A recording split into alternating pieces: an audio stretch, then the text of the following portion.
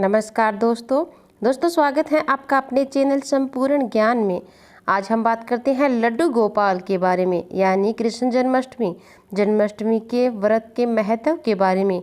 लेकिन आगे बढ़ने से पहले अगर आप हमारे चैनल पर नए हो तो प्लीज़ हमारे चैनल को सब्सक्राइब कर लीजिए और पास दिए गए बेल आइकन बटन को भी दबा दीजिए ताकि हमारी आने वाली नव वीडियो सबसे पहले आप तक पहुँचे। कृष्ण जन्माष्टमी भगवान श्री कृष्ण का जन्मोत्सव है। भगवान कृष्ण विष्णु जी के 8वें अवतार थे, जिन्होंने भाद्रपद की अष्टमी तिथि को मानव रूप में इस पृथ्वी पर अवतार लिया था। योगेश्वर कृष्ण के भगवत गीता के उपदेश अनादि काल में जनमानस के लिए जीवन दर्शन प्रस्तुत करते रहे हैं। जन्माष्टमी को भारत में ही नहीं बल्कि विदेशों में बसे भारतीय भी पूरी आस्था व उल्लास से मनाते हैं।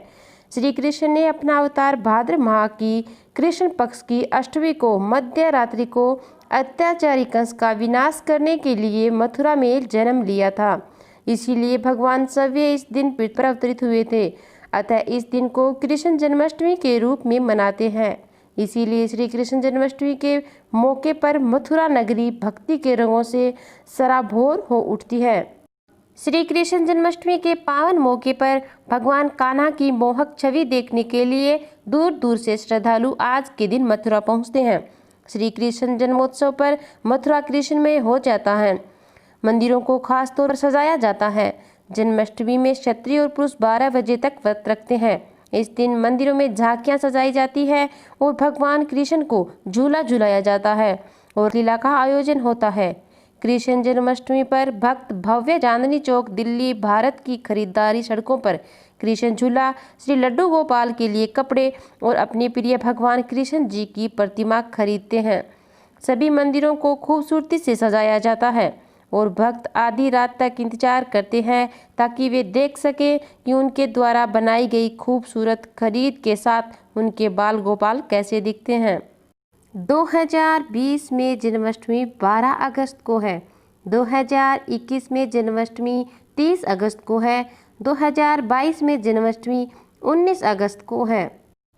जन्माष्टमी पूजा सामग्री भगवान कृष्ण की पूजा सामग्री में एक खीरा, चौकी, पीला साफ कपड़ा, कृष्ण के बाल रूप की मूर्ति, सिंहासन, पंचामृत, गंगा जल, दूध, दही, शहद, दीपक, घी, बाती, धूप बत्ती, चंदन, अक्षत यानी साबुत चावल, तुलसी का पत्ता, माखन, मिश्री भोग सामग्री का होना जरूरी होता है। श्रृंगार सामग्री में कृष्ण के जन्म के बाद उनका विशेष श्रृंगार किया जाता है, जिसके लिए आपके पास भगवान के लिए नए कपड़े, बांसुरी, मोर पंख, गले के लिए वैजयंती माला, मुकुट, हाथ के लिए कंगन होने चाहिए। बाकी आप अपनी इच्छा अनुसार भी श्री कृष्ण का श्रृंगार कर सकते हो। बाल गोपाल का जन्म होने के बाद उन्हें सबसे पहले दूध, दही, घी, फिर शहद से स्नान कराए, गंगा जल से उनका अभिषेक करी। स्नान कराने के बाद पूरे भक्ति भाव के साथ एक शिशु की तरह भगवान के बाल स्वरूप को लंगोटी अवश्य पहनाए।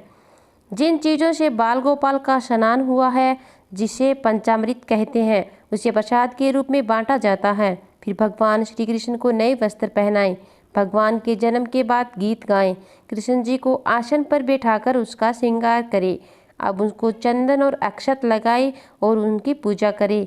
इसके उपरांत भगवान को भोग की सामग्री अर्पण करें। भोग में तुलसी का पत्ता जरूर इस्तेमाल करें। भगवान को झूले पर बैठाकर झूला झुलाएं और गीत गाएं और जन्माष्टमी के व्रत में ये कथा जरूर सुने। द्वापर युग के अंत में मथुरा में उग्रसेन राजा रहा करते थे। उग्रसेन के पुत्र का नाम कंस था। उसने उग्रसेन को बलपूर्वक सिंहासन से उतार कर जेल में डाल दिया और सव्य राजा बन गया। कंस की बहन देवकी का विवाह यादव कुल में वासुदेव के साथ निश्चित हो गया। जब कंस देवकी को विदा करने के लिए रथ के साथ जा रहा था तो आकाशवाणी हुई कि हे कंस, जिस देवकी को तू बड़े प्रेम से विदा कर रहा है, उसका 8वां पुत्र तेरा संहार करेगा। आकाशवाणी की बात सुनकर कंस क्रोध से भय हो गए और देवकी को मारने के लिए तैयार हो गए। उसने सोचा, न देवकी होगी न उसका कोई पुत्र होगा। वासुदेव जी ने कंस को समझाया कि तुझे देवकी से तो कोई भय नहीं है, देवकी की 8वीं संतान से भय है, इसीलिए मैं इसकी 8वीं संतान को तुम्हें सौंप दूंगा। कंस ने वासुदेव जी की बात स्वीकार कर ली और वासुदेव देवकी को कारागार में बंद कर दिया।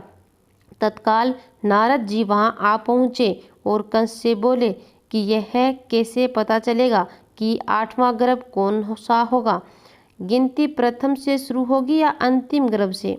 कंस ने नारद जी के परामर्श पर देवकी के गर्भ से उत्पन्न होने वाले समस्त बालकों को एक एक करके निर्दयता पूर्वक मार डाला। भाद्रपद के कृष्ण पक्ष की अष्टमी को रोहिणी नक्षत्र में श्री कृष्ण जी का जन्म हुआ। उनके जन्म लेते ही जेल की कोठरी में प्रकाश फैल गया।